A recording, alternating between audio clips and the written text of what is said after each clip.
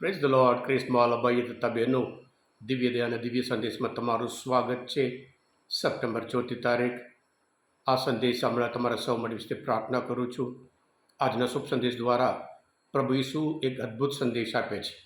જેઓ જીવનમાં ખરેખર કંટાળી ગયા હોય, જેઓ જીવનમાં ખરેખર નિરાશ થઈ ગયા હોય, જેમને લાગે કે અમારા જીવનમાં કશું સારું થતું જ ના હોય, અમારા જીવનમાં કેમ આ બધું થાય, એ બધું પ્રશ્ન થતા હોય, તો પછી આજના શુભ સંદેશ દ્વારા પ્રભુ એક અદ્ભુત સંદેશ અને ચમત્કાર કરવા માગે છે. શાસ્ત્ર પાઠ સાંભળીએ. લોકનો ગ્રંથ 5મો અધ્યાય 1લી કડીથી 11મી કડી સુધી. ઈસુ ગનેસરેત સરોવરને કિનારે ઊભા હતા અને લોકો ઈશ્વરની વાણી સાંભળવા માટે તેમના ઉપર પડાપડી કરતા હતા. એવામાં તેમણે બે હોડીઓને કિનારે પાસે પડેલી જોઈ. માછીઓ કિનારે ઉતરીને જાળ ધોતા હતા. તે હોડીઓમાંની એક, જે સિમોનની હતી, તેમાં ચડી જઈને ઈસુએ તેને હોડીની કિનારાથી થોડી દૂર લઈ જવા કહ્યું.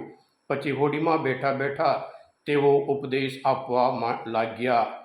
પ્રવચન પૂરું થતાં તેમણે સિમોનને કહ્યું કે હોડી ઊંડા પાણીમાં લઈ લે અને તારી જાળ માછલા પકડવા માટે પાણીમાં નાખ.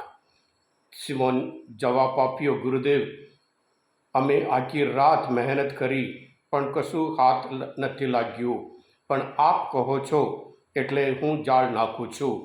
જાળ નાખતા ઢગલાબંધ માછલીઓ તેમાં પકડાઈ અને જાળ થૂટું થવા લાગી. એટલે તે લોકોએ બીજી હોડીઓમાંના સાથીઓને મધ્ય આવવા ઈશારત કરી. તે લોકો પણ આવ્યા અને હોડીઓ એટલી ભરાઈ ગઈ કે ડૂબું થવા લાગી. આ જોઈને સિમોન પિતરે ઈસુને પગે પડીને બોલી ઉઠ્યો, પ્રભુ, મારાથી દૂર રહેજો, હું તો પાપી છું. તે અને તેના બધા સાથીઓ પકડાયેલી માછલીઓનો ઢગલો જોઈને આશ્ચર્યમાં ગરકાવ થઈ ગયા હતા. તેના ભાગીદારો જબેદીના દીકરા અને યાકોબ અને યોહાનની પણ એ જ દશા થઈ હતી. ઈસુએ સિમોનને કહ્યું, ગભરાઈશ નહીં, હવેથી તું માણસોનો પકડનાર થશે. એટલે હોડીઓનો કિનારે લાવ્યા પછી બધું છોડી દઈ તેઓ ઈસુની પાછળ ચાલી નીકળ્યા. આ પ્રભુની વાણી છે, તે આપણો આધાર છે. ક્રિસ્મોલ ભાઈ બહેનો, જેવી રીતે શરૂઆતમાં કહ્યું હતું, ઘણાના જીવનમાં કશું સારું થતું જ નહીં, ફાઇનાન્સમાં કંઈ પ્રગતિ નહીં, અમારા ધંધામાં કશું ડેવલપમેન્ટ નહીં, જીવનમાં કંટાળી ગયા છે, નિરાશ થઈ ગયા છે. કેમ આ બધું થાય છે? એવી રીતે ઘણા બધાના જીવનમાં મનમાં એવો વિચાર પ્રભુ આજના શુભ સંદેશ દ્વારા જવાબ આપે છે. ક્રિસ્મોલ ભાઈ બહેનો, 2000 વર્ષ જુબલી વર્ષમાં વડા ધર્મગુરુએ એક પરિપત્ર મોકલ્યો કે ગો ડીપ, ઊંડાણમાં હજુ જાઓ. એટલે આજના શુભ સંદેશમાં આપણે એ જ જોઈએ છીએ. પ્રભુ ઈસુ અશુદ્ધાત્મા લગીને સાજા કર્યા, પિતરના સાસુને સાજા કર્યા, અને ત્યાર પછી હવે આવી ગયા ગનેસરેત સરોવર. અને ત્યાં આ લોકો બધા માછી પકડે છે. અને પ્રભુ ઈસુ કહે છે, છોકરાઓ, કજુ થોડું દૂર લઈ જાઓ, પેલી બાજુ ઊંડા પાણીમાં લઈ લે. અને પિતર આપણી જેમ કહે છે, અમે તો આખી રાત મહેનત કરી પણ કશું હાથ નથી લાગ્યું. અને આપ કહો છો, ક્રિસ્મોલ ભાઈ બહેનો, જ્યારે પ્રભુ ઈસુને જુએ છે અને ત્યાર પછી એક અદ્ભુત ચમત્કાર થાય છે. પ્રભુ જે કહે છે એ પ્રમાણે કરે છે.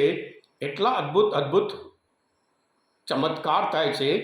અને સાથે સાથે પ્રભુ ઈસુનું દર્શન જોઈ એમનામાં ઊંડાણમાં જાય છે. અને તરત જ રિએક્શન થાય છે કે હું તો પાપી છું.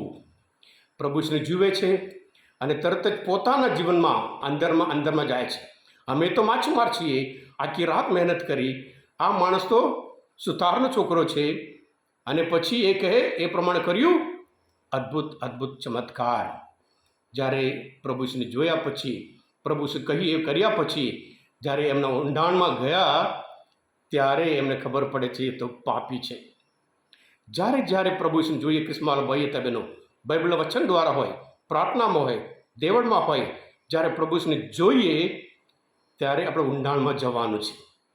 એ કેટલા મહાન છે, કેટલા મોટા ચમત્કાર કર્યા છે આપણા જીવનમાં, ચમત્કાર. અને હું તો પાપી, ગમે તે પ્રકારના પિતરે કયો પાપ કર્યો આપણે ખબર નહીં, પણ એને સ્પર્શ કરે છે, એટલો પ્રભાવ, મોટો પ્રભાવ, એટલે સ્પર્શ કરશે, હું પાપી છું. જ્યારે પાપીનું ભાન થાય તરત જ શરણ પામે, પગે પડે છે અને પ્રભુ મારાથી દૂર રહેજો, હું તો પાપી છું એમ કરીને પગે પડે છે. અને ત્યાર પછી પ્રભુ કહે છે ડરીશ નહીં. બધું છોડીને ક્રિસ્મસ ભાઈ હતા બહેનો, આપણે ખાસ જોવાનું છે. માથીના ગ્રંથમાં આપણે હંમેશા જોઈએ છીએ પ્રભુ ઈસુ શિષ્યોને બોલાવે છે મારી પાછળ પાછળ આવો. લુક એવી રીતે કરતા નહીં. લુક એક બનાવ બને છે અને ત્યાર પછી શિષ્ય આજના શુભ સંદેશમાં બધું છોડી દઈને તેઓ એમની પાછળ પાછળ ગયા.